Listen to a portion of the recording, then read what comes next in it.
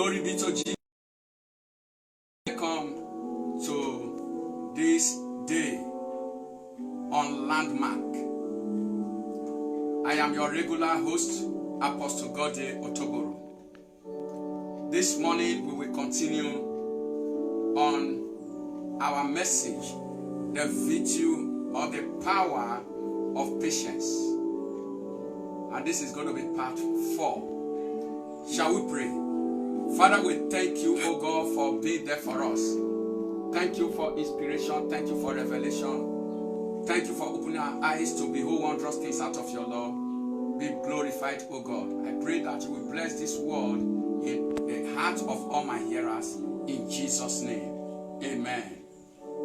We take our text today from Matthew chapter 18, from verse number 25. Say, but for as much as he had not to pay, his Lord commanded him to be sold, and his wife and children, and all that he had, and payment to be made. The servant therefore fell down and worshipped him, saying, Lord, have patience with me, and I will pay thee all. Then the Lord of that servant was moved with compassion, and loosed him, and forgave him the debt. But the same servant went out and found one of his fellow servants, which owed him 100 pence. And he laid hands on him and took him by the throat, saying, Pay me that thou owest. And his fellow servant fell down at his feet and besought him, saying, Have patience with me, and I will pay thee all. And he would not, but went and cast him into prison till he should pay the debt. Verse 31. So when his fellow servants saw what was done, they were very sorry, and came and told unto their Lord all that was done. Then his Lord, after that he had called him, said unto him, O thou wicked servant, I forgave thee all that debt, because thou desirest me. Shouldest not thou also have had compassion on thy fellow servant, even as I had pity on thee? And his Lord was wroth, and delivered him to the tormentors, till he should pay all that was due unto him. So likewise shall my heavenly Father do also unto you, if ye from your hearts forgive not everyone his brother their trespasses. This is a long passage, but very meaningful, very powerful. I want us to know that in life, we reap what we sow. If we sow patience, we are going to reap this, the fruit of patience. Here is a very great story about a particular master who forgave his servant the debt he was owing, because he pleaded with him to have patience with him. But the servant could not do the same thing to his neighbor that owed him. Today we are looking at how to have patience with your neighbor. Remember, we consider 3 types of patience. We say have patience with God, have patience with yourself, and then be patient with your neighbor. And I want you to know that to be patient with our neighbors is a Herculean task. It's a very difficult task. Why? Because we have different kinds of neighbors with different characters, and dealing with them can be very, very difficult. I try to look at different kinds of neighbors that we have to do with. Let me give us maybe about 10 types of them. Number 1, the mockers. These are neighbors who are professors in making a caricature of others. They ridicule your efforts. They deride your achievements. And not only that, they treat your faith with contempt. These neighbors, handling them is very difficult. Job complained about them in Job 12 verse 4. He said, I am as one mocked of his neighbor, who calleth upon God, and he answereth him. The just upright man is laughed to scorn. The just men, they make mockery of their faith. And also the psalmist said in Psalm 31 verse 11, he said, I was a reproach among all my enemies, but especially among my neighbors.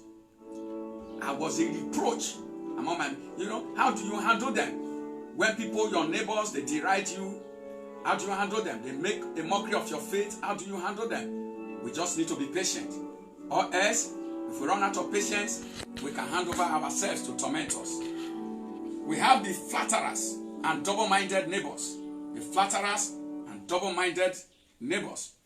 In Psalm 12 verse number 2, he said, they speak vanity everyone with his neighbor, with flattering lips, and with a double heart do they speak.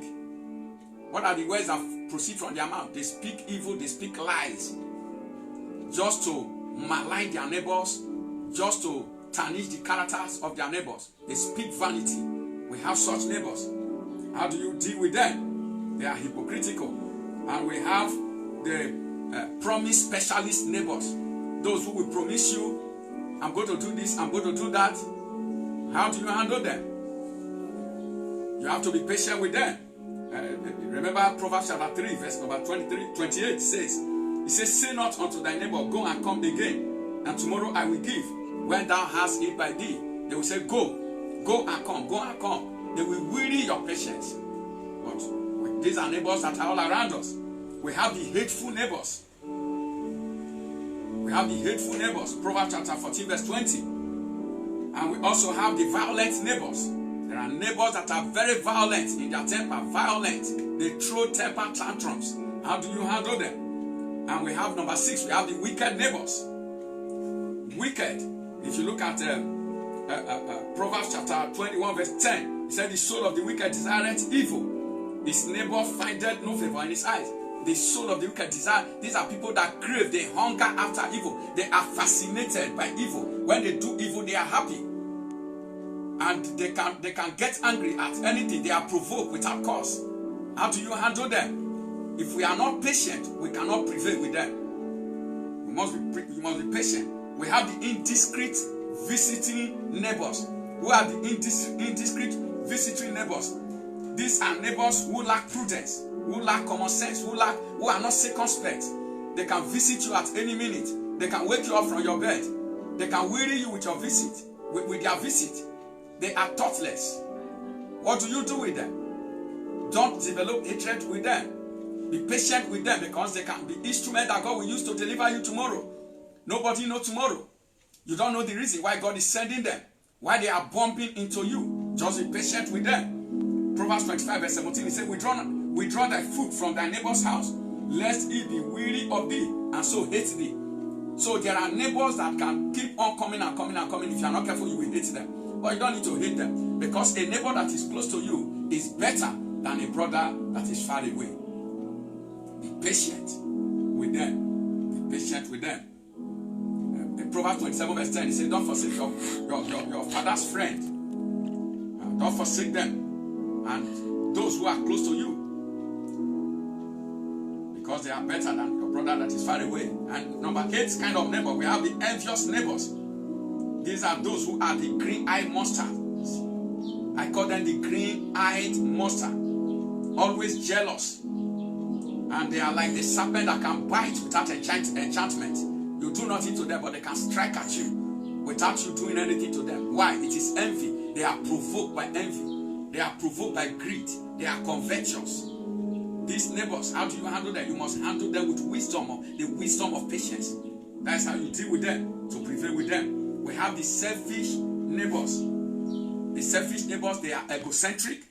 They are self-absorbed. They are self-centered. They are self-preoccupied. They are self-seeking. Anything that does not benefit them, they don't do it. They can only come around you because they can gain from you. How do you handle them? These are the kind of, when the man asked Jesus, who is my neighbor? Jesus said, he said a particular man was going from Jerusalem to Jericho. He fell among thieves, and the priest saw him and he turned the other way. The Levites saw him and turned another way. That is the kind of people I talk. Why did they turn another way? Because they said, what is mine is mine. They cannot go out of their way to help you. They cannot go out of their way to help anybody. They cannot salvage a situation that is getting bad, because they are self-centered. They are self-absorbed. They are self-serving. How do you handle them? You don't treat them the way they deserve. You treat them with the mind of God. You must be patient with them. You must be patient with them. And we have the inconsiderate neighbors. The inconsiderate neighbors. These are neighbors who are careless of the rights or feelings of others. They don't care about anybody. They are discourteous. They are disrespectful. They are impolite. They are rude. And they are thoughtless. They are uncivil. They are unrighteous in their manner. How do you handle them? They can bump into you. They can match you. You are crying. They are rejoicing. How do you handle them? We need patience. Or else you discover that the name of God will be dragged to the mud. Most of the time, when men run against us, is because they want us to drag the name of God. They want to say, and he says it's a child of God, and he says it's a man of God, and he says it's a woman of God. That's why they do those things. So they treat us in such uncivil manner. But we have to have the character of Jesus. He said he was led as a sheep to the slaughter, but and that was done before his shearer, but he opened out not his mouth. We have to have the character of Jesus. You know, we must be polite with our neighbors. We must be patient with our neighbors. We must be patient with them. In 1 Thessalonians chapter 5, verse 14 to 15, he said, now we exhort you, brethren, warn them that are unruly, comfort the feeble-minded, support the weak, be patient toward all men. Be patient toward all men. God knows what is in man, but he said, be patient toward all men. God knows the wickedness in the heart of men. He said, but be patient towards all men. If you are going to prevail with them, if you are going to succeed with them, if you are going to triumph with God in your work, be patient toward all men. All men. All men. Patience is when you are supposed to be mad, but you choose to understand. You are supposed to be mad. There are reasons for you to be mad. If you are mad, you are rational, but you choose to understand. That is what we call patience. The spirit of patience helps us to build bridges, but impatience only make us break the bridges. Impatience make us build walls, but patience make us build bridges. The spirit of patience is the oil that takes friction out of your relationship. If your relationship is going to be successful, you have to be patient with your spouse. Your spouse is one of your neighbors. Your children, they are one of your neighbors. And those not your neighbor is not just the person who built house close to you. Your neighbor is not just the person who is living in the same compound with you. But your neighbor can be people of your own house. Remember that the word of God is saying, when you read through the book of Ephesians, Titus, and all these books, he said, children, do not provoke your parents. Parents, do not provoke your children to wrath. Wives, love your wife, your husband. Husband loves your wife. All these are laws regulating the spirit of patience. To succeed, we have to be patient with one another. Patience is a powerful weapon of persuasion.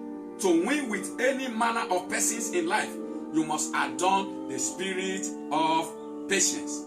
You must adorn the spirit of patience. In Proverbs 25:15, it says, with patience, a ruler will break bones. With patience, you can persuade a ruler. With patience.